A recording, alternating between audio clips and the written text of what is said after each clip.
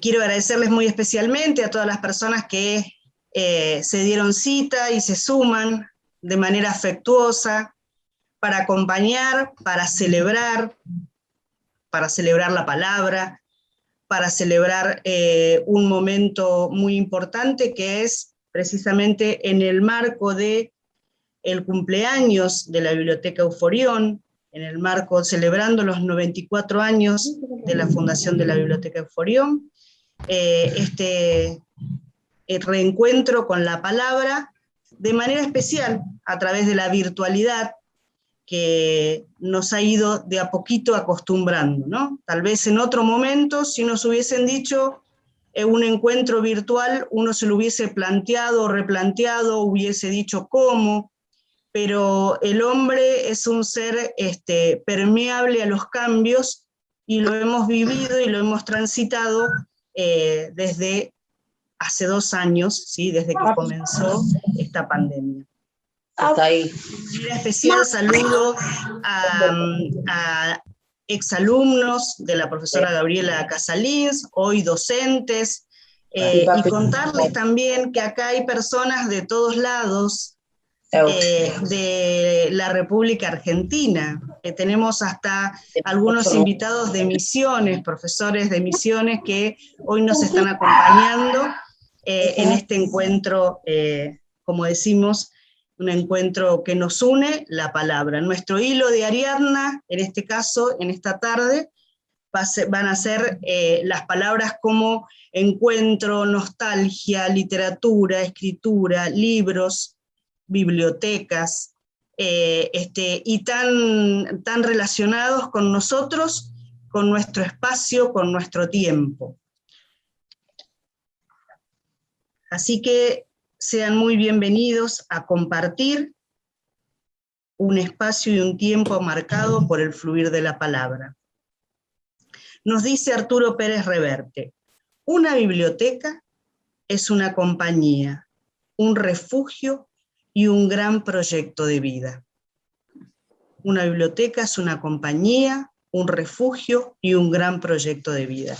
Y en esta cita que traemos a nuestra mesa, a nuestra tarde de trabajo, también queremos recordar la figura del doctor Nicodemo Sena,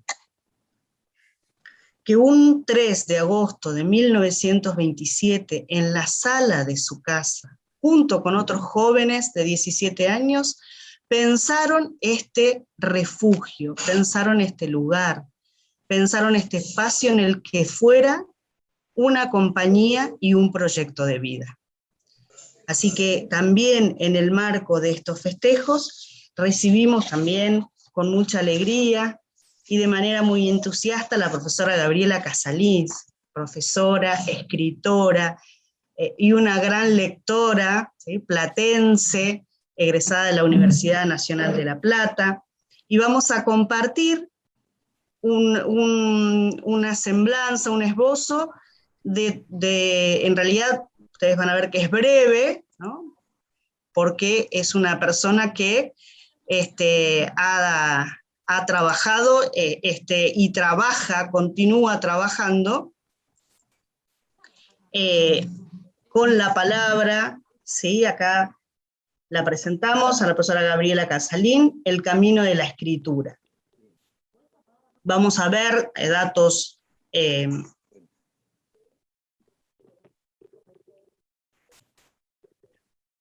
perdón, ¿están viendo la presentación? ¿Ustedes alcanzaban a ver? No. ¿Se veía? No. No. Si me avisan, si ustedes pueden avisarme si lo ven. Ahora sí. Ahora quién está. Ahí está. ¿Sí? Ahora ¿Lo pueden ver? ¿Lo ven bien? Bien, gracias. Y ahora sí. Aquí la presentamos. Como les decía, vamos a hacer un esbozo de su carrera, como para ir viéndola en función de su trayectoria. Como profesora egresada de la Universidad de La Plata en el año 1961, desarrolla su carrera docente en el Colegio Nacional, en el Bachillerato de Bellas Artes, en el Instituto Santa Teresa de Jesús y en el Instituto Eureka, del cual fue la directora del Departamento de Comunicaciones. Fue responsable, junto a los escritores Adrián Ferrero, Luis Solé y Adriana Coscarelli, de la creación del primer portal literario de la ciudad de La Plata en la web Diagonautas. Ha publicado el libro Cara y Seca de la Escritura, en edición de la Facultad de Comunicación Social de la Universidad Nacional de La Plata, a cargo de la escritora Graciela Falvo.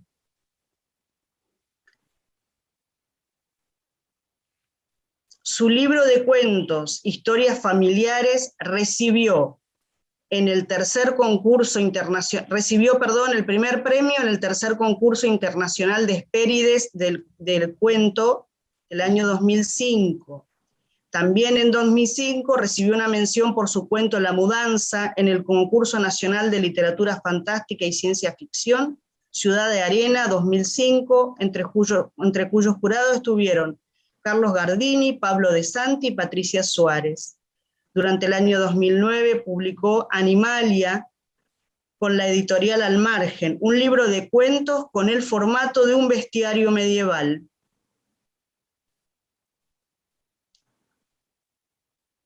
En el año 2014 ha publicado la novela para niños Lo que Teo no dice, ilustrada por Laura Gueberrere, en edición de La Brujita de Papel. Su segunda novela, Lo que Teo descubre, ha sido editada en el 2018. Y hoy trabaja en un proyecto de títeres con la artista plástica Iona Nieva, la cantante de tango María Taranto y la politóloga, música y actriz Cecilia Agnus Dei, volatineras de Tutti Limundi. Obras que han llevado a escena Un corazón, año 2019, y obras en preparación, Ventanas, una obra sobre vecinas en tiempos de pandemia. También hoy, actualmente, desarrolla toda una técnica en la cual trabaja, se forma a través de varios cursos, que es el proyecto de teatro de Kamishibai y títeres de papel. En su formación con la titeretera Carmen Coan, y vamos a ir también a lo largo de la tarde desarrollando algunas cuestiones vinculadas con esta técnica que ustedes en las fotos van a poder observar el trabajo que hace con el Kamishibai. Yo les cuento que este trabajo que es tan artesanal lo hace Gaby, tanto en la creación de los personajes como en la creación del espacio en el cual se van a desarrollar, se va a desarrollar la obra literaria. Las obras realizadas son Un sueño de arena, Aventurera y Semillas. Bueno, con ustedes aquí vamos a darle espacio, lugar a Gabriela para empezar a desarrollar este encuentro. Bienvenida, Gaby. Hola. En principio, ¿cómo estás? Yo la verdad que nerviosa de recibirte por toda tu trayectoria, por todo lo que venís trabajando, y sobre todo porque te comparto desde la lectura, es decir, yo soy lectora. Y Bueno, amigas, primero somos amigas, ¿no? Y después todo lo demás. A todos los que están, muchísimas gracias por estar ahí. Veo caritas muy amadas, muy conocidas por mí. Me da mucha alegría verlos a todos, aunque sea así. Me encantaría poder, y ustedes lo saben, estrujarlos en un abrazo. Pero bueno, ya vendrá, ya vendrá. Me han pedido que hable sobre lo que estuve haciendo con la escritura en tiempos de pandemia. Yo quiero decir que estoy haciendo con la escritura, creo que más o menos desde mis 9 años, un poquito antes también, pero digamos, fundacionalmente tengo ese hito en mi carrera como escritora y se lo debo a una maestra que tuve en la escuela primaria. Siempre cuento la misma anécdota, pero yo creo que acá hay muchos docentes y que es una anécdota fundacional y que les puede ayudar tal vez a descubrir la importancia que tiene la palabra y la confianza de un docente en un niño. Yo tenía 9 años cuando mi señorita de ese momento, la señorita Marta Prada, me dijo: Gabriela, vos escribís bien, vamos a escribir una obra de teatro de títeres, miren qué casualidad, sobre el general San Martín, hacé lo que quieras. Y al mismo tiempo que me llamaba a mí, llamó a uno de mis compañeritos, Guillermo Fernández, y le dijo: y vos vas a hacer las escenografías y vas a ilustrar porque dibujás muy bien. Bueno, yo terminé escritora y él es ilustrador profesional. La palabra de un docente puede muchísimo. Fue esa vez, cuando yo escribí esa obra sobre los sueños de San Martín Niño, que me di cuenta de que podía usar esa imaginación desmedida y descomunal que tuve siempre, y ponerla en palabras. Y para mí fue un acto liberador, totalmente liberador. Se lo debo a la señorita Marta Prada. Por eso creo que es tan importante que los docentes estemos atentos a las maravillas que tienen nuestros alumnos. Por eso digo que para mí no es la escritura en tiempos de pandemia, para mí es la escritura siempre. Creo que no dejé de escribir nunca. Si bien profesionalmente estuve mucho tiempo parada, porque ustedes saben que cuando uno tiene que vivir en este país, que no es fácil para los artistas, tiene que darle de comer a sus hijos. Yo tengo 4 hijos, ya todos son grandes, pero en su momento fueron pequeños. Y bueno, había que trabajar y no solamente eso, sino que yo siempre digo que estoy desdoblada en varios amores. Mi segundo amor, además de la escritura, es la docencia, la enseñanza. Yo he sido muy feliz enseñando, y veo varios compañeros míos de trabajo, por ahí la veo a Gloria, por ahí andaba Gloria, está también, me parece que María Luján también, son compañeras de nuestra jornada docente. A las que realmente aprecio y quiero muchísimo. Por eso digo, siempre desdoblada en estos 2 amores yo. Ahora que estoy jubilada, ¿no? Ya hace un tiempo, estoy como teniendo más tiempo para otros aspectos de la escritura que bueno, que he ido por suerte desarrollando, porque creo que estamos viviendo una época realmente muy difícil. Gaby, yo en esto que vos decís, una época muy difícil, ¿no? Cambiaría la palabra, ya que estamos justamente en esta tarde conversando sobre el valor de la palabra, y me iría a otra palabra que es la palabra desafío. Ah, bueno. Jugaría con la palabra desafío, es decir, el desafío es ser creativos en estos tiempos que podríamos llamarlos adversos, digamos, ¿no? Es decir, y que le ha sucedido a la humanidad, ¿no? Es decir, si nos remitimos un poco en el tiempo, pensemos, por ejemplo, en un Decamerón, ¿no? ¿Cómo fue la génesis de una obra literaria como el Decamerón? ¿Cómo surge esa obra, digamos? Sí, claro. Sí, o Chaucer, estoy pensando en los cuentos de Chaucer también. Los cuentos de Chaucer, sí, ¿no? Es decir, pero ¿sabés qué? Aún así, son estos contarios de los que estás hablando surgen en épocas de pestes y de pandemias, ¿no? Como respuestas, si se quiere. Chaucer y el Decamerón, por ejemplo, muy graciosas en algunos aspectos, ¿no? Asombrosamente cómicas para lo terrible que se estaba viviendo en ese momento.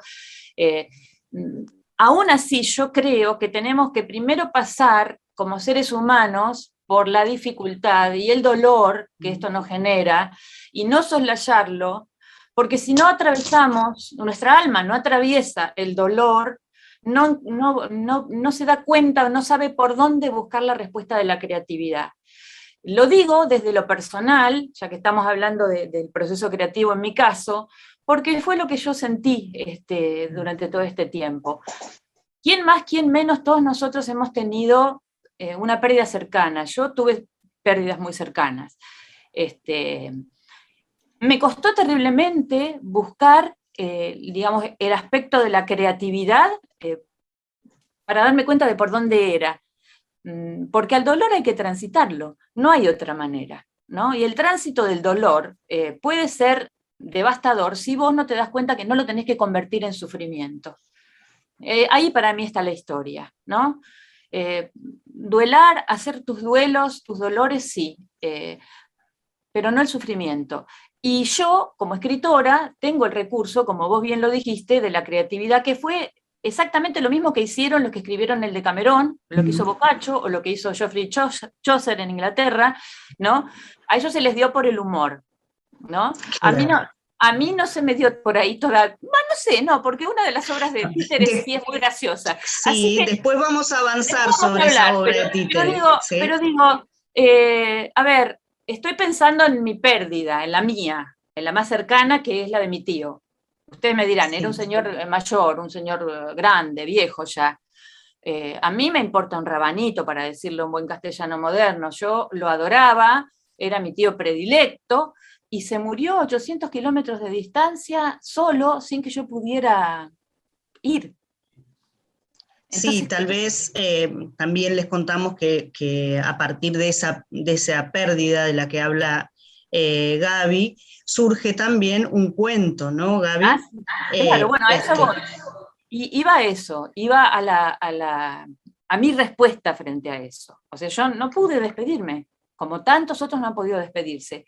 Y entonces sí le escribí un cuento. Yo estoy en este momento, ya desde 2016, así como escribí un bestiario medieval, estoy escribiendo un herbario ahora, que es un libro que relaciona a las personas con las plantas, porque estoy como un poquito enamorada de las plantas últimamente. Y bueno, y cuando pasó todo esto que les estoy contando, lo primero que se me vino a la memoria con respecto a mi tío Lito era la cuestión de que él, en el campo donde vivía, en el sur de Córdoba, que es un lugar bastante árido y bastante seco, se había empecinado en plantar un roble. Y los robles no viven en esa zona, porque es zona francoarenosa y él se la pasó así como hizo todo lo que hizo, logró que ese roble subsistiera. Entonces el cuento obviamente se llama El roble, y lo relaciona a él y sus fortalezas como ser humano, ¿no? con esa planta. Y para mí fue, ¿cómo les podría decir? Si tuviera que poner una palabra para eso, diría sanador para mi alma. No es que no me duele, no es que no me duele su partida, pero no sé, es que lo estoy viendo desde ese lugar de la belleza, si ustedes quieren, y de la posibilidad que tuve de poner en palabras lo que estaba pasando por adentro del tránsito de mi alma en ese momento. Así que bueno, nada. Podemos ir entonces a una primera pregunta, que es precisamente qué es escribir. Todo desde tu mirada, desde todo el contexto que vos nos vas planteando, ¿no? Sí, escribir es muchas cosas. Una vez que vos tenés, digamos, la cuestión técnica, es lo mismo que si pintaras o que si hicieras música, por ahí está Ceci que toca el piano, ¿no? Tenés que primero adquirir la cuestión técnica, ¿no? Para poder escribir. Yo cuando era chiquita no tenía la cuestión técnica, yo escribía de guapa nomás, ¿no? Y recuerdo que lo que yo escribía se lo daba a leer mucho a mi papá, que era un gran lector, y mi papá me decía, mira acá, mira allá, corregí esto, corregí aquello, así no, por este lado, por aquel. Y me decía, hay que leer mucho para poder escribir. Y bueno, me leía y yo leía. Creo que me ayudó muchísimo la lectura, pero creo que la escritura fue para mí lo que siempre necesité desde el punto de vista de lo emocional, si ustedes quieren. Las personas que somos un poquito hipersensibles, si no tenemos vías de escape, de alguna forma podemos, no sé, podemos enfermarnos o podemos... Yo siempre tuve por ese lado. La escritura es una manera, entonces, no solamente de sanar, sino que para mí también es una cosa que le decía siempre a mis alumnos en clases, y los que están se van a acordar. Yo les decía, un escritor siempre pregunta, ¿no? Los escritores estamos preguntándole a los demás cosas que nosotros no tenemos, para las que no tenemos respuesta. O tal vez tenemos un atisbo de respuesta, pero no estamos muy seguros. La cuestión es que vos tirás esa respuesta a través de un cuento, a través de un poema, a través de una obra de teatro, ¿no? Y no sabés qué es lo que el otro va a responder, pero igual la tirás a la idea, ¿no? Necesitas comunicar de alguna forma eso que para vos te está dando vueltas en el alma, porque no es solamente en la cabeza, es en el alma que es la cuestión, ¿no? Pienso en las novelas infantiles que yo escribí. Yo la primera la escribí después de la inundación de La Plata, Claro. ¿no? Después de un gran dolor, Sí, sí. ¿no? Y sentí que fue como una especie de dictado, vino brum, toda entera. Creo que en 20 días la había terminado. Mi hija Belén, que también es escritora como yo, pobrecita, tiene el karma materno también. Estábamos las dos en la cocina, en ese momento ya todavía vivía en casa y estábamos escribiendo a 2 computadoras con el mate de por medio, y le digo, ay, estoy escribiendo una cosa tan espantosa, le digo, es horrible, ¿no? Yo la sentía como algo muy fuerte para niños, le digo, pero es para niños, le digo, no sé, me parece que la termino y la meto en el cajón, cosa que suelo hacer. Entonces mi hija me dice, a ver, dame que yo la leo, pásamela que la leo. Cuando leo, me dice, pero mamá, me dice, ¿qué estás diciendo? Ya manda a la editorial. Yo no me había dado cuenta en ese momento que estaba escribiendo sobre una cosa que me ha atormentado como docente y como directora de escuela, que es el tema del bullying, ¿no? A ver, fue totalmente así, como se los cuento. Después uno, una vez que tiene la idea, empieza así la construcción del texto. Eso es otra cosa, ¿no? Entonces te vas metiendo, le vas dando forma, vas cambiando, vas poniendo, vas mirando este personaje para dónde va, si está encaminado, qué características. Pero en general es esto, ¿no? La escritura. La inspiración que viene de esa pregunta del alma, si ustedes quieren, y después el trabajo de amanuense, ¿no? De artesano, a ver, yo, una de las cosas que me gusta hacer en la vida es bordar, ¿no? Yo siento que escribir es como bordar, es dar puntadas, generar una trama, y después mirar el desplegado del bordado y del dibujo precioso. Pero si vos lo das vuelta, está todo lleno de hilitos que van y vienen, ¿no? Entonces no parece algo prolijo. Cuando en el proceso de la escritura vos no lo sentís prolijo. ¿Me entienden lo que quiero decir? Sí. Vas como de a poquito hilando. Hay otros que hablan de tejido, ¿no? Exacto. Iba a traer a colación, ¿no?, la definición de texto, ¿no? De texto como tejido, y a la vez toda si se quiere, la familia de palabras que surge de ahí, ¿no? La textura, ¿no? Es decir, todo lo que, la trama, todos los vocablos o el campo semántico que nos llevan a pensar en ese texto como un tejido, ¿no?, que se va haciendo, o si queremos usar la misma metáfora de la cual estás hablando vos, como ese bordado que va haciendo cada una de esas puntadas que van haciendo el dibujo de lo que va a ser hacia el final la obra o el texto completo, ¿no? La obra concluida, ¿no?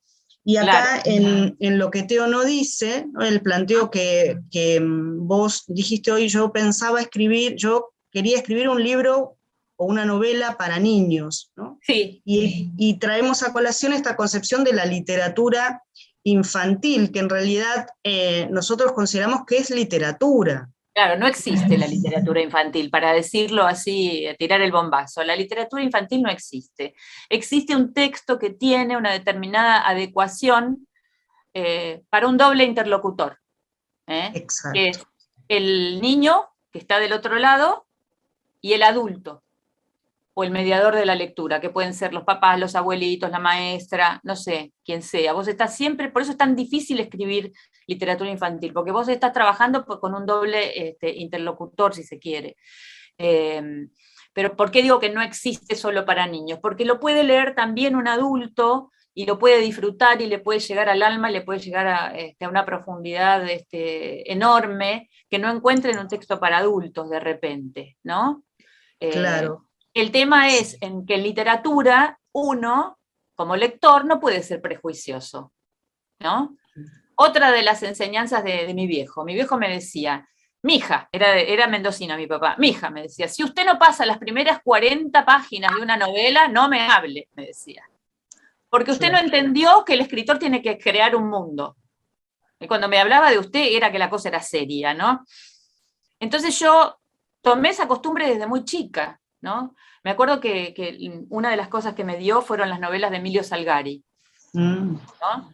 Las de Sandokan y todas esas, que no parecían unas novelas muy para nena, como se dice, ¿no? Pero bueno, a mí me encantaron.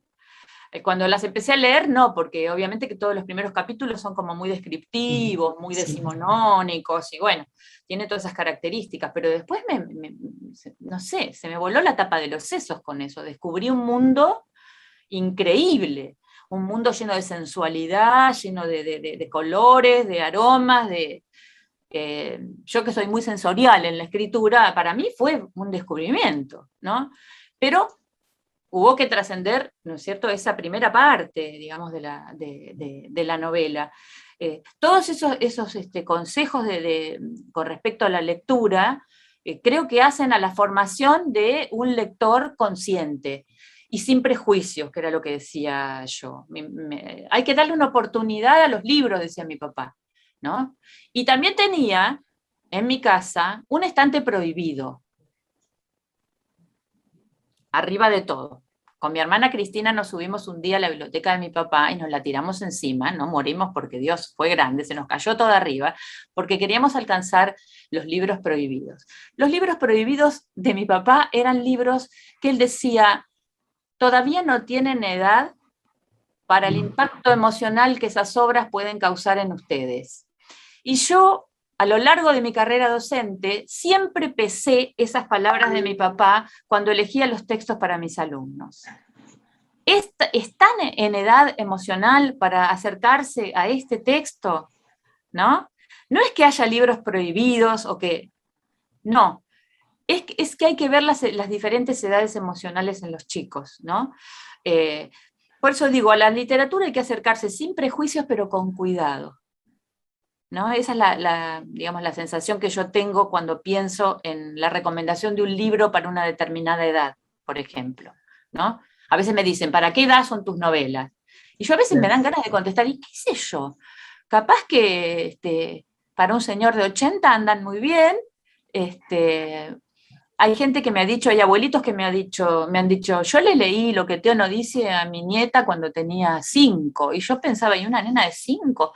Y sí, la nena le encantó, y bueno, no sé, depende del mediador de la lectura en la literatura infantil también, ¿no? Pero bueno, volvemos a esta idea de que la literatura pasa, ¿no? Es decir, ingresa como el agua, como ese cauce de agua, ingresa en nuestras vidas. Exactamente. Y en esto, en Lo que Teo no dice, también vamos viendo Lo que Teo no dice, en Lo que Teo descubre, en Animalia, es decir, cómo hay un trabajo también, ¿no?, del escritor.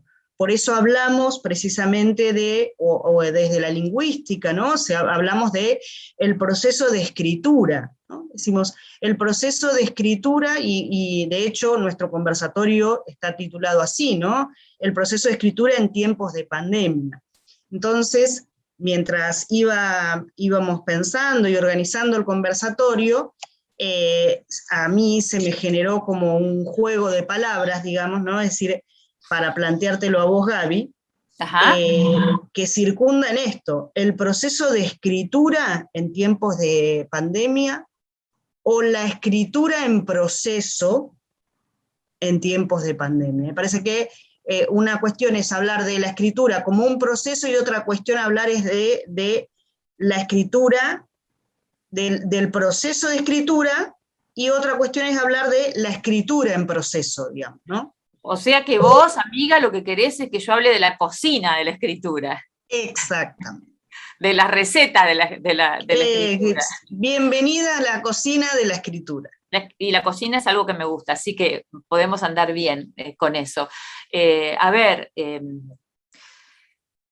hablo un poco en general primero y después me circunscribo a lo que está pasando ahora en la cocina de mi escritura. Yo empecé a escribir, como les digo, a los 9, con una pequeña obra de teatro que era toda rimada, y después seguí con la poesía. Por mucho tiempo escribí nada más que poesía. Y yo creo que toda mi escritura está atravesada por el discurso poético. De hecho, he tenido siempre mucho rollo con esto de dividir entre narrativa y lírica. Me cuesta mucho, porque me voy a la metáfora así como con mucha facilidad, porque me parece la mejor manera y la más clara para llegar directo al alma. Creo que en un sentido, como escritora, he sido un poquito envidiosa de los músicos y de los pintores, porque ellos van a la emoción directa, ¿no? Tienen eso. En la escritura nosotros tenemos la mediación de la palabra y de la temporalidad, y entonces eso siempre a mí me dificultaba la llegada más directa a la emocionalidad, y creo que por eso todo lo que escribo está siempre teñido de la metáfora. Y si hay algo que como profesora de literatura siempre me preocupó es que los chicos pudieran ser capaces de la captación de la metáfora, ¿no? ¿Qué está queriendo decir Sófocles con la metáfora de un Edipo rey ciego? ¿Qué está queriendo decir un personaje como Aquiles en la Ilíada? ¿Metáfora de qué? ¿Qué? ¿No? Todas esas conexiones están, para mí, digamos, sostienen todo lo que yo escribo. Por eso digo que la narrativa como que vino después, y siempre que yo estoy en una situación emocional como la que podía ser esta, primero surge la poesía, siempre. Lo primero que escribí en la cuarentena estricta fue un poema. Porque me pasaba, se lo contaba el otro día a Moni, me pasaba que obviamente no podíamos salir ni a la esquina y no estaba pudiendo ver a mis hijos, y a mí eso me tenía muy mal. Entonces salí a hacer el jardín, ya les dije que me gustan mucho las plantas, y curiosamente veía muchas mariposas monarca, mariposas amarillas, de las azules con negro, y yo decía, ¿qué está pasando que hay tantas mariposas? Y lo primero que escribí es un poema que se llama Al menos para mí. No sé si quieren, no es muy largo. ¿Lo leo o no? Sí, queremos. Bueno, dice esto el poema. Al menos para mí, el mundo está en silencio. Y no porque todavía sea temprano para gritarnos sus dolores. Porque el grito tiene cuerpo en los enfermos y en las muertes de esta peste. El mundo ha puesto el índice sobre los labios y dice, aquíétate y observa. En la oscuridad verde del jardín, un sol no visto se aparece. Yo hago el recuento de las hormigas que caminan y contemplo los estragos de los caracoles. Uno por uno cuento los capullos que aún me quedan y observo el crecimiento impertinente de un zapallo que se impone. En el pequeño estanque, ranas y carpas de colores se aletargan, y los pájaros pasean sutiles buscando a las lombrices. Al menos para mí, este silencio es compañero en el jardín, y la frescura de los verdes va dando paso a la latencia de los ocres sobre el musgo. Al menos para mí, la vida se ha encapsulado, y ahora puedo verla con mi lupa. Ya no soy dueña, ni patrona, y me acomodo a la danza que propone. Parte soy. Y entonces, como un milagro, 5 mariposas revolotean las flores. En la quietud de este jardín, son las almas que han partido y se transforman. Al menos para mí, hoy el mundo está en silencio todavía, esperando a sus criaturas. Bueno, eso era lo que yo sentía. Sin duda podemos aplaudir, ¿no? Porque verdaderamente creo que es un sentimiento compartido. Creo que sentimos en ese momento que el mundo estaba detenido. Sentimos que en algunos casos estábamos encapsulados, ¿no? Y creo que esto que vos decís, ese yo del poeta, ¿no? Al menos para mí creo que es un yo colectivo, ¿no? Es el poeta que siente y vibra junto con el sentir de todos los humanos inmortales que transitamos también este tiempo tan particular, ¿no? Y al mismo tiempo se pregunta y les pregunta a los demás, ¿verdad? Yo publiqué ese poema en Facebook y después vino un cuento. Lo segundo que escribí fue un cuento para niños, porque me tenía muy preocupada lo que estaba pasando con los niños, y me tiene muy preocupada lo que está pasando con los niños en esta época. Las no respuestas, las no posibilidades de acercamiento, la falta de interlocución para que comprendieran, o si a nosotros nos costaba entender, imagínense a los niños. Y escribí un cuentito que se llama Aventurera, que habla sobre una vaquita de San Antonio, ¿no? Que habla de la pandemia. Y ese cuento, yo lo publiqué porque dije, bueno, lo voy a publicar en Facebook, no importa, que todo el mundo lo lea, ahí está. Yo no les puedo decir las respuestas de los chicos, las cosas que me escribieron los nenes. Desde todos, miren, unos chiquitos de Chubut, otros de todos lados, no sé cómo, se expandió y se fue para todos lados el cuento. Un nene me llegó a preguntar, porque obviamente que en el cuento la amenaza son las arañas, ¿no? Que crecen desmedidamente. ¿Qué íbamos a hacer con las arañas? Me preguntó. Claro. Y me enmudeció, porque claro, yo no tenía la respuesta, ¿no? Ahí está la mirada del lector, ¿no? Vos hablabas de un escritor que hace preguntas, y la función nuestra de los lectores también es hacer preguntas. También nos convertimos en inquisidores, claro, porque también estamos buscando soluciones a las distintas propuestas que hace el escritor, ¿no? Lo que tiene este medio de comunicación que estamos transitando ahora es eso, es la inmediatez de la respuesta del lector, que antes vos no la tenías. Ahora viene la interpelación y tenés que salir como digo yo, a guapear y a contestar. Y tuve que decir, no lo sé, no sé qué vamos a hacer con las arañas. Tal vez se vayan, en el cuento se van las arañas, ¿no? Y él me decía, ¿y si vuelven? ¿No? Un nene de 7 años, imagínenlo, ¿no? ¿Y si vuelven las arañas? Y bueno, les digo, las vaquitas de San Antonio ya verán cómo se defienden, ¿no? Y las vaquitas de San Antonio estamos viendo cómo nos defendemos, ¿no? Claro, claro. En este tiempo nos trajiste a colación el cuento El Roble, este cuento para niños, pero yo hoy en la presentación hacía mención de esta otra faceta tuya que muestra también la versatilidad, la versatilidad a la hora de escribir, ¿no? Es decir, has podido transitar la poesía, la narrativa, y ahora estás sumida a un proyecto que tiene que ver con el género dramático, ¿no? Sí. Es decir, con las obras de teatro, con una técnica muy particular. Yo hoy les mostré una de las fotos, la del kamishibai, ¿no?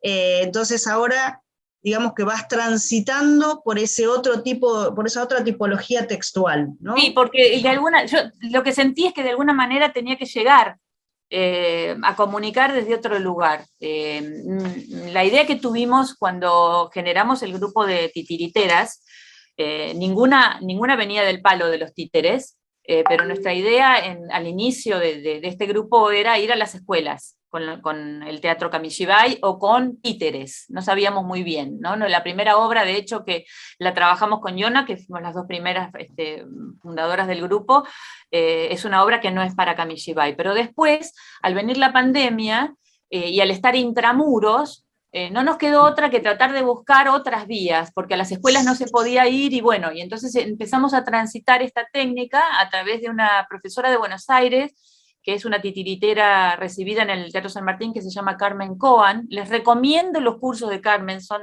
muy buenos.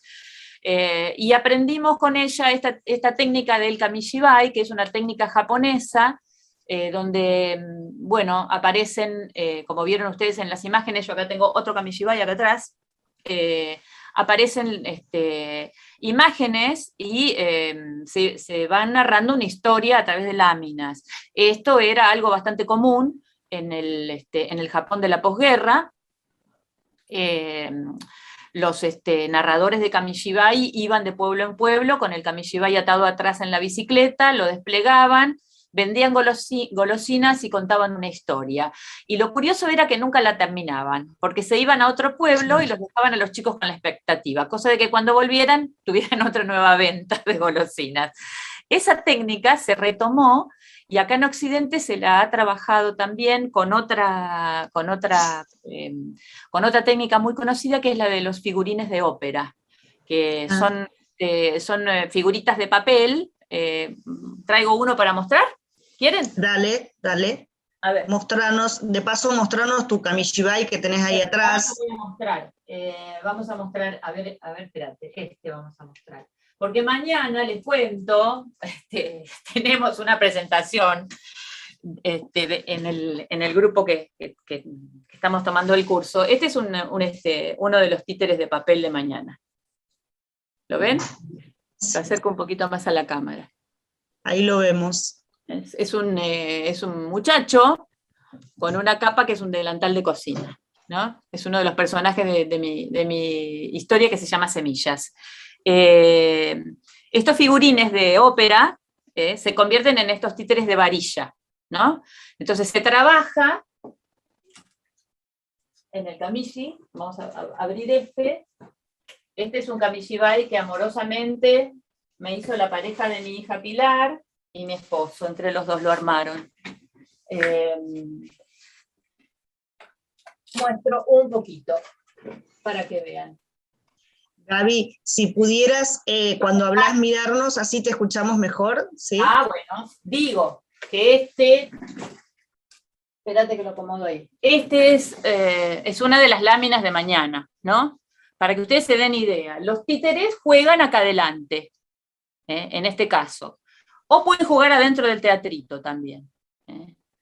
Tiene múltiples capacidades expresivas y te da la posibilidad de hacer algo que es un híbrido entre la narrativa y el discurso teatral. Claro. Es un híbrido, en realidad. Otras obras de las volatineras de Tutilimundi, que somos 4 ahora, no manejan esta técnica, sino que manejan otras técnicas. Un corazón es una obra que trabaja con títeres articulados, que se manejan con las manos, como los títeres del teatro oriental.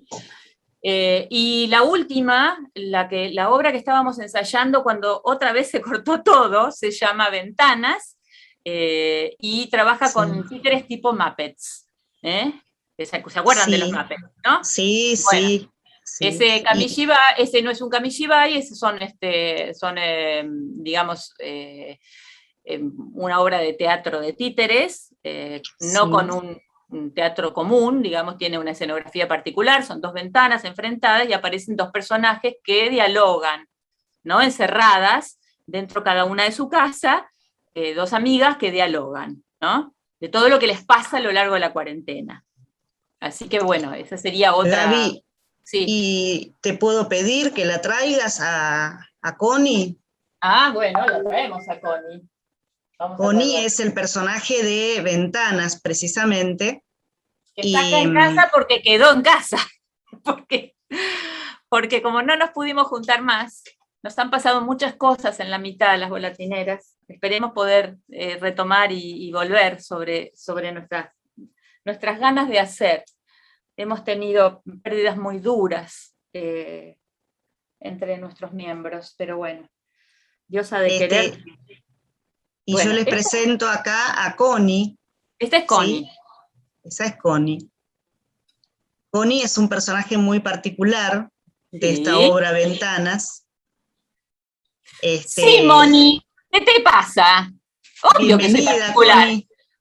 Bienvenida a la tarde, Connie. Porque además Connie anda con el barbijo colgando, ¿ven? Claro.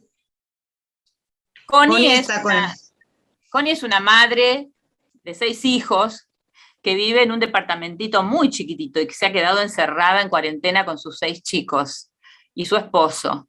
Entonces, charla con su amiga Mimi, que es soltera, que vive sola, Connie se llama Connie por coneja, porque tiene muchos hijos, y Mimi se llama Mimi por mi, yo, ¿no? Vive sola, es así muy volada, ella, Mimi, ¿no? Entonces imagínense los diálogos desopilantes que tienen, porque Connie está preocupada porque no se le secan las medias, y no tiene que ponerle a los chicos, y está desesperada.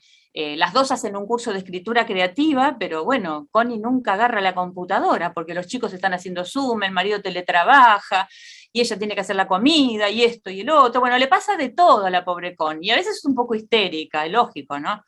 Pero bueno, esa obra, que en algún momento la vamos a grabar, tengo esperanzas de que lo hagamos, tiene un hilo conductor entre los personajes, que es un pajarito adorable que se llama Ricardito, que canta tangos, ¿no? Silba tangos de ventana en ventana. Y es el mimado de Mimi, porque como Mimi no tiene hijos, lo tiene Ricardito, ¿no? Y la bruta de Connie abre la ventana y se lo aplasta, o sea, es terrible lo que pasa. Pero bueno, Ricardito sigue vivo, ¿no? Por eso digo, a mí cuando escribí esta obra, que la escribimos, yo digo que me encanta porque es un texto colectivo, que no es solo mío, lo escribimos en colaboración con todas las titiriteras, porque lo hemos ido modificando a medida que lo vamos ensayando también, lo cual es un proceso creativo maravilloso para la escritura. Les decía que desde ese punto de vista es un texto vivo, es un texto que se va, digamos, recreando y modificando. Y calculo que ahora cuando lo retomemos, si es que lo retomamos, se va a modificar otra vez, porque por todo lo que nos ha pasado en el medio, básicamente. Ricardito es un pajarito divino, ¿no? Que en el final de la obra, bueno, encuentra un amor. Así que lo bonito es eso, ¿no? Que es un pajarito que se la pasa cantando como en mi poema, ¿no? En el peor momento, en donde todo está horrible y no hay visos de que las cosas mejoren, Ricardito siempre está cantando, ¿no? Eso es interesante también para ver en tus obras, en cómo vas conjugando esta idea de el momento de crisis de cada uno de los personajes y también el momento de reconocimiento, ¿no? Esa, dirían los griegos, esa anagnórisis, ¿no? Para finalizar con un mensaje que tiene que ver con esto, con la esperanza, ¿no? La figura de ese pajarito con la esperanza, pero a la vez la importancia de la escritura como ese paso para sanar el alma, ¿no? Claro que sí. Y a ver, y hagamos bien la distinción entre lo que sería una escritura terapéutica y lo que sería una escritura sanadora, que son dos cosas para mí diametralmente opuestas. Una escritura terapéutica, lo terapéutico tiene que ver con un remedio inmediato, ¿no? O sea, yo voy al médico, me da el remedio, me sano del dolor de panza, ¿no? En cambio, algo sanador, si uno va a la definición de sanación que aparece en el diccionario de la RAE, eso hace una referencia a algo más profundo, a una sanación que está relacionada con muchas capas o aspectos de la persona, ¿verdad? Entonces yo creo que en ese sentido la escritura, para el escritor y para el lector, es sanadora porque va capa a capa, ¿no? Si vos te lo permitís y te abrís a ella, ¿no? Sanando determinadas cuestiones. Como yo les decía hoy, la partida de mi tío no es lo mismo para mí ahora que lo que fue en su momento cuando yo me enteré. Después del cuento hay una visión diferente de las cosas. De la misma manera que después de escribir Ventanas, nuestra visión, creo, la de todas, de la cuarentena estricta que vivimos, cambió, ¿no? Se sublimó, si ustedes quieren, o no sé cómo decirlo, pero la verdad es que nos ayudó a reírnos, nos ayudó a divertirnos, y bueno, y nos hizo también conscientes de todas las neurosis que uno desarrolla en el encierro, ¿no? O sea que desde todo punto de vista la escritura sana, y la lectura también, porque son hermanas, o sea, van de la mano. la lectura sana y la escritura sana. Esta concepción también aparece en en la continuidad de las novelas, y en Lo que Teo descubre, también, donde vos has jugado mucho también con la prosa, con la narrativa y con la lírica, ¿no? Ah, sí. Así que, como para ir Tengo como un amor cerrando. especial al tango, ¿viste? Claro, y el tango también es un elemento que ha sido como un hilo conductor, que ha estado como ese pajarito, ¿no? Que ha ido uniendo tus obras también, ¿no? Y como para ir cerrando este encuentro y dar lugar también a las personas que quieran preguntarte, y ya algunas te han ido expresando su cariño, así que también como para ir cerrando, traigo a colación esos versos que aparecen en Lo que Teo descubre, y donde trabajaste mucho la idea de la maravilla, ¿no? Lo interior que cada uno de nosotros tiene para dar, ¿no? Exacto. Entonces, dice, ¿cuál es su maravilla, su luna clara? Tú vas tendiendo puentes, él los escala. Tú usas las palabras y las destrabas. Él usa sus ideas como una espada. ¿Cuál es la maravilla? Amistad clara. Muchísimas gracias, amiga, por esta charla. Ay, gracias, Moni. A vos, Hermosa, a vos. hermosa. Y Hermosa a charla, ustedes, hermoso gracias por encuentro. haber venido. Y por ahora, haber Gaby, estado. si te parece, abrimos Estoy viendo a mi tía Alejandra, hola. Sí, ahí está Vicky. Sí. Así que, bueno, abrimos este momentito para las preguntas, ¿sí?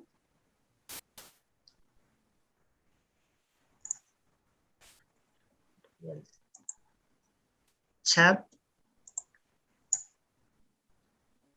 Bueno, vamos compartiendo algunos mensajes. 5 minutos de escucharte y ya la piel de gallina. Sos única, Gaby, no me cansaré de decírtelo. Qué exageración. Bueno, felicitaciones. Me da vergüenza. Ahora hay que recoger las flores, Gaby, así que... Ay, sí, pero ¿cómo cuesta? ¿Viste que venimos de una educación en la que eso? No, cuesta, sí, ¿no? Sí. Ahora, como las patinadoras, tenés que juntar tus flores. Estas son ¿viste? tuyas. ¿Sí? Ay, siempre me hubiera gustado aprender a patinar, pero siempre me he dado cada porrazo cuando he intentado. Bueno. Bellísimo el poema. Gracias, hermosa charla. ¿En qué red social podemos encontrarte, Gaby? Muy buena charla, gracias. Estoy en Instagram y en Facebook. Igual no soy de postear mucho yo. De vez en cuando algún texto o alguna cosa. Me retan mis hijos porque dicen que debiera de ser más asidua en redes y bueno, que es lo que tiene que ser, pero bueno, a uno le cuesta porque uno viene de otro palo, ¿no? Pero bueno, hacemos lo que podemos. Una de mis alumnas, les cuento una cosa, una de mis alumnas que está presente acá, hace un día me mandó un mensaje por WhatsApp y me dijo, ¿cómo que todavía no pusiste la charla en Instagram y en Facebook? Y yo le juro que me moría de la risa porque digo, si tienes razón, qué colgada. Es que así somos los de mi generación. Claro. ¿Dónde podemos encontrar tu cuento, Gaby? Hola, cuento ese... Hola. ¿Dónde podemos encontrar tu cuento ese que en función de que escribiste en función de la pandemia? La aventurera está en mi Facebook, está en mi muro de Facebook, colgado. Okay. Y una cosa que les cuento es que lo pasé a Teatro Kamishibai y que estoy en vías de grabarlo, pero me es complicado, es difícil. Ese Kamishibai está hecho, pero lo tengo que grabar, así que me tengo que poner a las pilas, como dicen los chicos. Ya lo haremos y cuando lo tengamos hecho lo vamos a subir. Porque, bueno, uno de los proyectos de la compañía de títeres es armar un canal de YouTube. Bien. Acá desde Posadas Misiones, mi tierra colorada. ¡Ay, ¿sí? Moni! Preguntan dónde pueden encontrar tus escritos. Bueno, creo que algunas cosas las vas diciendo. Hay personas Sí. también que te preguntan si tenés un libro de poemas publicado. No, vos sabés que la Eh, poesía no la he publicado mucho. Tengo como escritos como 3 o 4 libros de poesía. No se me ha dado por publicarlos. Sí la narrativa. No sé, le tengo como un respeto hacia la poesía. Algo tendría que hacer con eso. Sí tengo un libro de haikus y de tankas que no está sí. editado todavía. Se llama Haikus y tankas del jardín, que es un libro de haikus y tankas para niños. Que ilustré también hace un tiempo atrás con una técnica que es la del collage. Pero es muy difícil hoy en día, dadas como están las cosas, que las editoriales te publiquen. Es todo un logro. Más cuando el texto es ilustrado, porque es muy caro. Entonces, bueno, ahí quedan durmiendo el sueño de de la paz, digo yo. Pero bueno. Gaby, otra pregunta y tiene que ver con la escritura. Perdón, Moni, perdón, me olvidé. Sí, En dale. nuestra página, Mónica Yo y Inmaculada Manzanares Ruiz, tenemos un blog, una página en internet que se llama El Mono de la Tinta, que ahí publicamos muchísimas cosas, que es muy interesante desde todo punto de vista. Se llama, si quieren entrar, el link para entrar es tintachinaparalmono.blogspot.com. Ahí está publicado casi todo mi libro de poesía para niños, y La Aventurera también. tintachinaparalmono.blogspot.com. Muy bien, Gaby. Ahí trabajamos con Moni. La pregunta siguiente tiene que ver con esto de la escritura, ¿no? ¿Cuál es el orden para escribir? ¿Viene primero la idea o el tema? ¿Cómo nos podrías asesorar en eso a los que no escribimos? Miren, yo siempre digo que yo desempolvo la red de mariposas para la escritura. O sea, yo pesco todo lo que venga. A mí creo que básicamente lo primero es la observación de la realidad. Yo siempre digo que, bueno, ahora uno no va al banco, pero cuando yo iba al banco yo me hacía una fiesta. O sea, esperar en una cola de banco para mí es una fiesta. Yo estoy mirando personajes, veo gente y la gente a mí me devuelve, no sé, montones de cosas. La observación es una de las cosas más importantes para un escritor. La inspiración también existe. Sí, a veces te viene una idea, pero no es lo habitual. Yo creo que uno se tiene que convertir en un buscador. Material que me ha servido muchísimo a mí para la escritura son mis propios sueños, desde que era muy chica. Yo siempre digo que sueño en CinemaScope. Es terrible, tengo unos sueños terribles. De hecho, en mi libro Animalia, toda la sección de dragones son todos sueños míos. ¿Por qué soñaba con dragones? No sé, nunca lo pudimos desarmar con la que era mi terapeuta en ese momento, pero bueno, yo tenía ese tipo de sueños, muy mitológicos. ¡Ay, ahí lo veo a Guille! Hola, Guille, es mi preceptor amado. Él está en uno de mis libros. Bueno, tenemos un personaje de los libros. Sí, claro que sí. El profe de educación física, este es Guillermo. Sí. Claro, Un claro que sí. placer trabajar con vos, Gaby. Ay, Guille, lo mismo digo. Bueno, Gaby, otra cuestión que te preguntan es, ¿dónde se puede conseguir lo que Teo no dice? Es decir, las obras tuyas. Esas obras son obras de circulación nacional, así que las pueden conseguir en cualquier librería como Jenny, el Ateneo. Probablemente lo que haya que hacer es ir y pedirlas y que se las traigan, porque a veces la editorial, sobre todo lo que Teo no dice, creo que va por la cuarta o quinta reimpresión, a veces se quedan cortos y bueno, y pasa eso.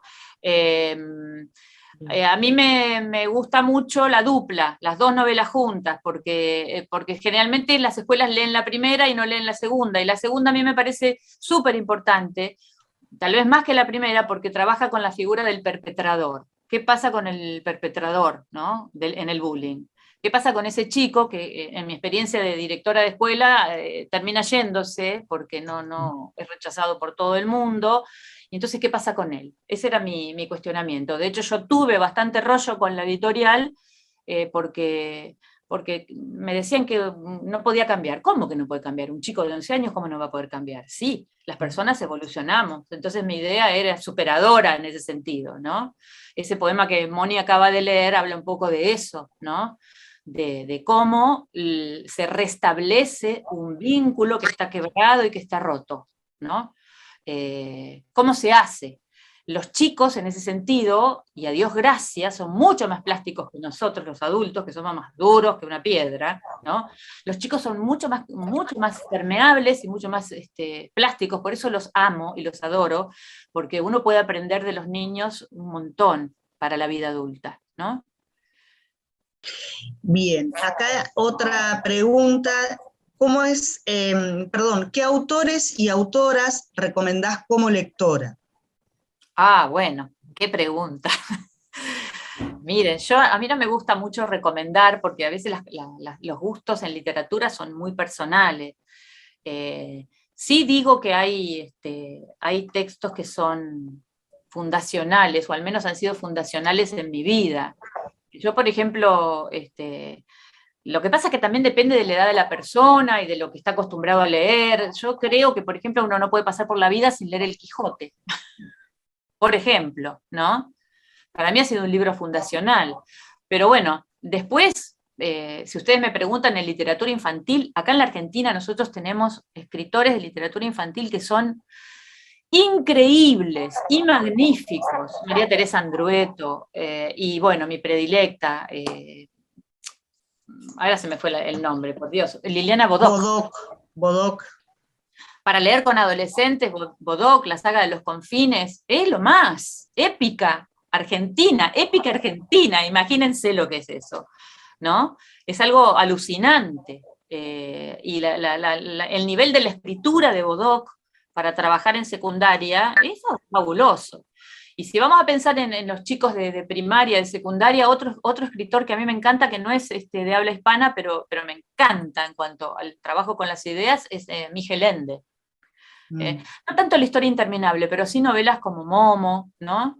Yo las trabajé muchísimo en la escuela, hasta cansarme, porque cada vez que las leía les encontraba, es como una especie de cofre de maravillas continuas. Podría estar acá mencionando escritores hasta el día del juicio final. De los argentinos, ni que hablar de Borges. Para un escritor, sobre todo, hay que leer Borges. Y Cortázar, que es otro de nuestros amores, ¿no, Moni? Efectivamente. Adoro algunas de las historias de Cortázar, me parecen increíbles. Sobre todo porque yo, en lo personal como escritora, tengo mucha afiliación con lo que es lo fantástico maravilloso. Sí, claro. Tengo esa inclinación, entonces me abastece mucho la lectura de Cortázar. Es un gran escritor. Pero bueno, podríamos estar acá hasta el día del juicio final recomendando. Yo creo que cada uno tiene que hacer su caminito lector, eso es lo que creo. Es cierto, sí. ¿No? Es cierto, es cierto la idea del camino del lector. También es un trabajo y también es un proceso, digamos, ¿no? Y volver a esas lecturas fundantes de las que vos estás hablando también. Finalmente, nos traen a colación dos preguntas, una que tiene que ver con la revisión, ¿sí? ¿Cómo es la revisión de la escritura de un texto y cuándo se termina? ¡Oh, nunca! Yo corrijo, bueno, también creo que tengo mucho vicio de profesora de literatura, ¿no? Yo le hago varias correcciones. Los que han sido alumnos míos saben que era medio insoportable corrigiendo. Se ríe Laurita Farina porque se acuerda. Siempre, ¿no?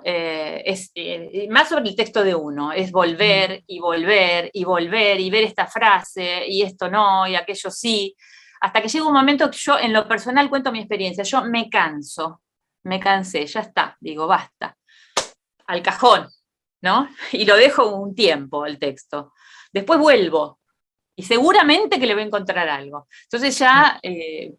en su momento mi editora me dijo, bueno, basta, me dijo, ya está, es así, queda así. Y la bronca que te da terrible es que después cuando pasan el texto, lo pasan con algunos errores los que transcriben.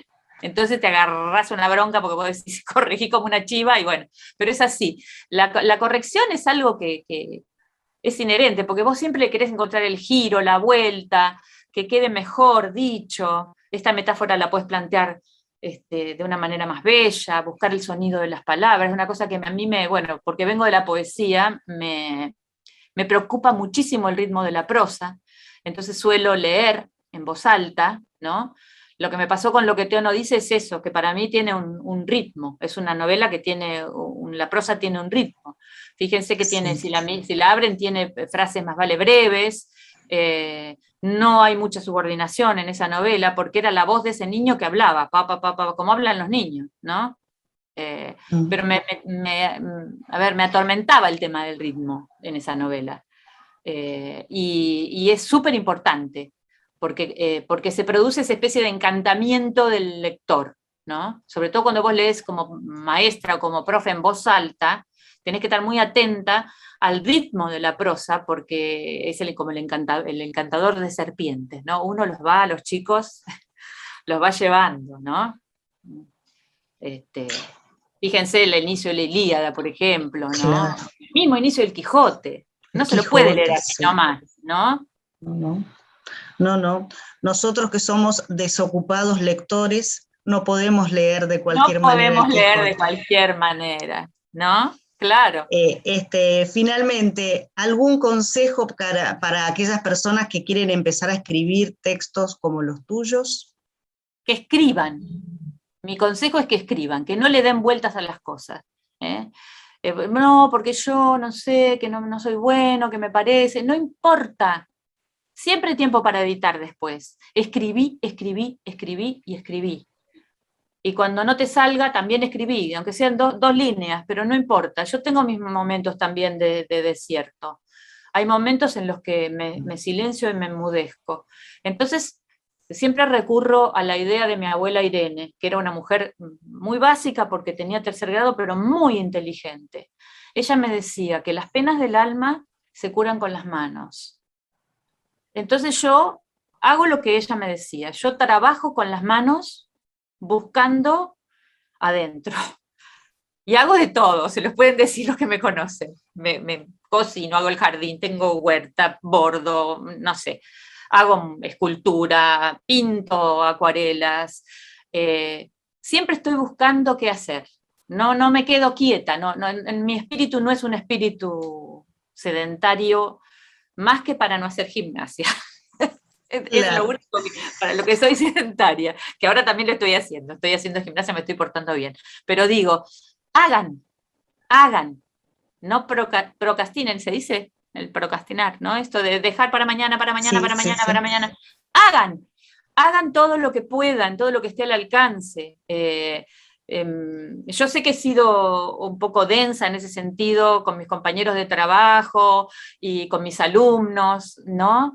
Yo creo que creo en el movimiento, creo que el movimiento nos trae aire, nos trae cambio, nos trae posibilidades, el detenerse mucho, ¿no? Y con esto no quiero decir no ser introspectivo, porque cuando vos sos introspectivo y estás metido para adentro, también te estás moviendo adentro tu proceso, tu alma, ¿no? Y eso también es importante. También hago eso, ¿no? También hago mi meditación y me meto para adentro, pero estoy haciendo. Yo creo que lo que peor que podemos hacer es quedarnos detenidos así, en una línea plana, en la nada, ¿no? Así que si querés escribir, lo voy a decir como decía Moria, si querés llorar, llorá. Yo digo, si querés escribir, escribí. Muy bien. ¿Puedo hacer un comentario? Sí, Patricia, buenas tardes, Patricia, la profesora Patricia Celadilla. ¿Qué tal? Encantada. Hola, Gabriela. Mucho gusto. Hola, Moni, y hola a todos. Bueno, antes que nada, muchísimas gracias por este encuentro. Entré un poquito más tarde porque estaba ocupada, pero a propósito de lo que están diciendo, yo siempre tengo en cuenta 2 cosas. Hay muchísima avidez por escribir por parte de los chicos, muchísima, y sobre todo ahora que está tan de moda esto de las rimas y de... Claro, sí. Pero yo siempre digo 2 cosas que tengo como caballito de batalla. Una, lo que dijo una vez un profesor mío, que seguramente conocen, el profesor Barcia, que dijo, muy académicamente, se escribe con el culo. Porque sí, muy de Barcia es eso. Y otra es la pequeña introducción a la gramática de la fantasía, que Gianni Rodari. me costó tanto conseguir porque se había dejado de editar en los años 80, y fue un momento de... Viste que ahora está en PDF en la web. Está ahora, en PDF en la web. Sí, por eso. Pero él dice algo muy importante, porque tampoco se trata de ser escritor. No. Él dice el uso de la palabra libre, democrática, imaginativa, etcétera, no para que todos sean artistas, sino para que nadie sea esclavo. Para que nadie sea esclavo, exactamente. Eso es lo que nos tiene que guiar a la hora de hacer que los chicos se expresen, porque hay una gran avidez. Todo es motivo para escribir. Y también desterrar ese mito de que todo tiene que salir de una, ¿no? Perfecto, ¿viste? Que nos da angustia, tiene que ser un estímulo, pero insisto, poner el culo con el perdón de la expresión, pero me encanta la palabra, y ¿sí?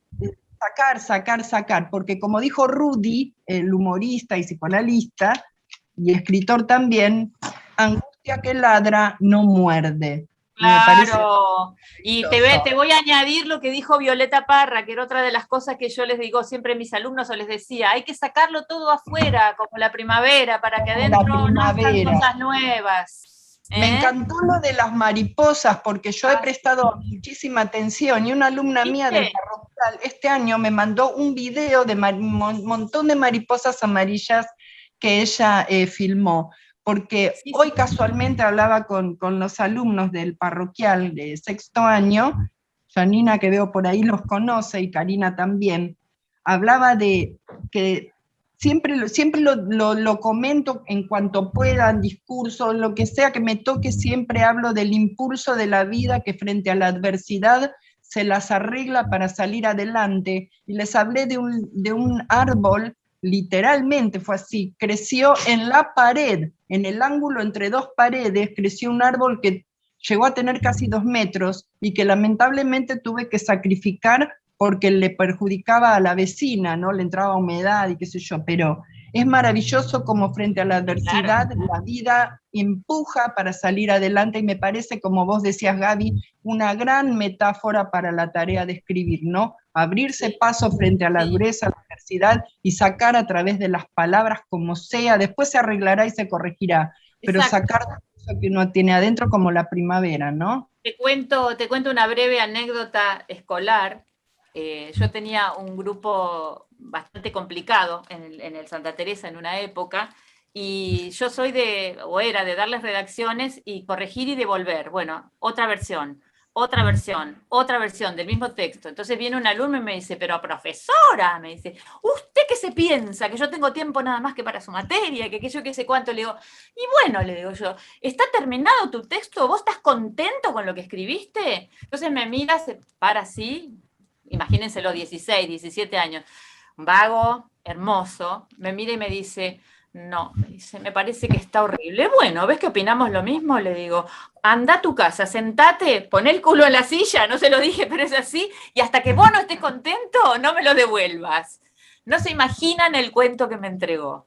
Yo soy muy feliz de que tengo muchísimos de mis exalumnos que se han dedicado a escribir, y muchos que para mí eran una causa perdida, que yo decía, este chico no, me pasó con uno, son grandes lectores. Me pasó con uno de mis alumnos que veía que posteaba en Facebook, les recomiendo este libro, qué sé yo, qué sé cuánto, y les recomiendo este otro.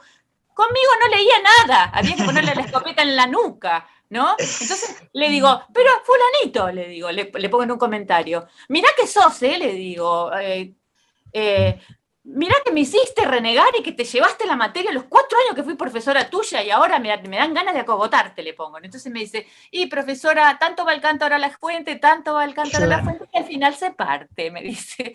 Y me cuenta que le lee todas las noches a sus hijos cuentos, y eso es una gratificación increíble. ¿Qué querés que te diga?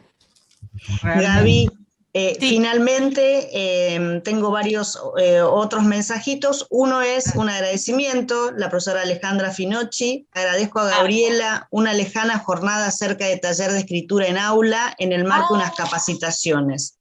Fue mirá. un hito para mi ser docente. Gracias. Mirá. He hecho varias de esas. Después, Nicolás Colombo, muy buenas tus reflexiones, las comparto en mi experiencia escribiendo libros sobre la historia de la ciudad de La Plata.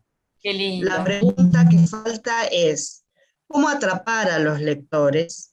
Mi receta es escribir de manera simple, no dar vueltas, ir al grano y tratar de tener un buen hilo conductor. Lo difícil es llamar la atención de todos, porque el público es muy heterogéneo. Sí, depende. Para mí no hay recetas. Yo creo que la manera de atrapar al lector es hablar con tu propia voz, ¿no? Y que esa voz tenga todas las inflexiones posibles. Como si vos, en vez de ser un escritor, fueras un cantante de ópera, ¿no? Cuando uno escucha un cantante de ópera, la experiencia puede ser dolorosísima, ¿sí? O puede ser sublime. Todo depende de sus armónicos, los armónicos que tenga en su voz, de sus melismas, de su manera de pararse, de su manera interpretativa. Creo que lo que hace que un cantante y un escritor sean atractivos es que sean ellos mismos y la destreza que hayan adquirido a lo largo del tiempo. Yo creo que no soy la misma escritora que era cuando empecé, obviamente, ¿eh? No soy la misma escritora que era cuando tenía 9 años, ni cuando tenía 12, ni cuando tenía 20, 30. El otro día, ordenando con mi hija Belén la guardilla de mi casa, apareció el manuscrito de una comedia musical que habíamos escrito con mi marido, ¿no? Hace ponchazo de años. Y yo la leí, estuve leyéndola y me costó reconocerme. Por eso digo, uno va evolucionando también. Darse permiso para evolucionar en la vida como artista y como persona, y entender que no hay que atarse, o al menos yo siento que no hay que atarse a un estereotipo de lo que yo debo ser o lo que soy. Voy siendo la persona que voy construyendo. Creo que eso hay que entenderlo uno, sobre todo cuando está al frente del curso con chicos, ¿no?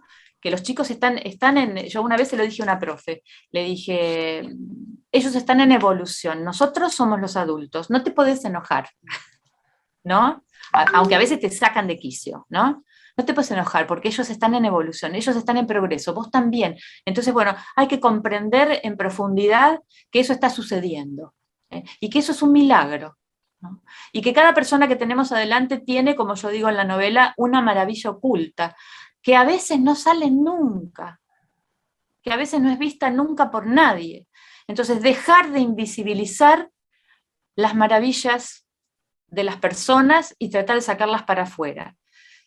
Siempre recuerdo una anécdota. Nosotros tenemos unos amigos que tienen 2 hijos. Uno de ellos nació con síndrome de Down y bueno, falleció hace un tiempo atrás. Cuando mis chicos eran chicos, mis hijos jugaban con ellos, con los 2 nenes, ¿no? Con la nena y con el nene. El nene, que se llamaba Hermes, miren qué nombre, el mensajero de los dioses, un día le agarró de la mano a mi hija María, le rascó la espalda, me miró y me dijo, ¿y dónde tiene las alitas? Y yo me quedé turulata, no sabía qué decirle. ¿Cómo? Le digo, ¿dónde tiene las alitas? Sí, me dice él, me dijo, es como un ángel.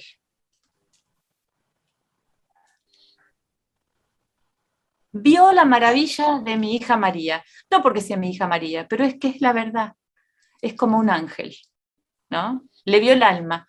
Entonces yo dije, este niño pudo ver en el alma de otro. Entonces, yo que soy escritora, yo que soy profesora, tengo que esforzarme para lograr eso. Y les aseguro que ha sido un camino magnífico, magnífico como docente poder tener la posibilidad de haber visto las almas de tantas personas hermosas y bellas. Así que bueno, si la literatura no nos sirve para eso, si la enseñanza no nos sirve para eso, si esta pandemia no nos sirve para eso, ¿qué sentido tiene?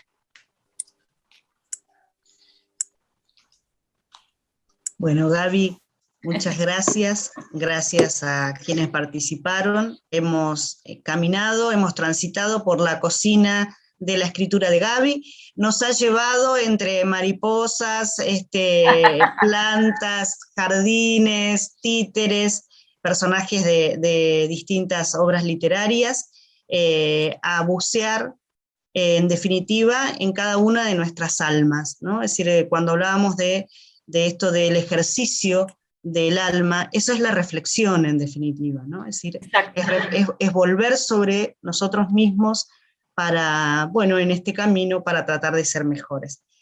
Así que un agradecimiento especial para cada uno de ustedes que estuvieron aquí presentes. Muchas gracias a todos. Gracias, una felicidad Gaby. verlos. Gracias, Gaby. Un agradecimiento especial también a Karina Curuchet, la directora muchas gracias a la Biblioteca Euforión por la invitación, Karina. Muchísimas gracias. La verdad que ha sido un verdadero placer para mí. No, Gabriela, el placer fue nuestro. Realmente estamos muy contentos. Un placer escucharte y realmente conmueven tus palabras. Bueno, gracias. Lo mejor que uno puede hacer es tocar el alma del otro. Y realmente tus palabras han acariciado nuestra alma, así que realmente agradecerte por tu simpleza, por tu calidez y por la profundidad de tu expresión. Muchas gracias, muchas gracias. La Biblioteca Euforión es tu casa, así que por supuesto que las puertas están abiertas para cuando pase esta situación, este contexto de pandemia, te esperamos para poder seguir conversando personalmente. ¿Cómo no? ¿Cómo no? Ahí me van a tener. Gracias, Gaby.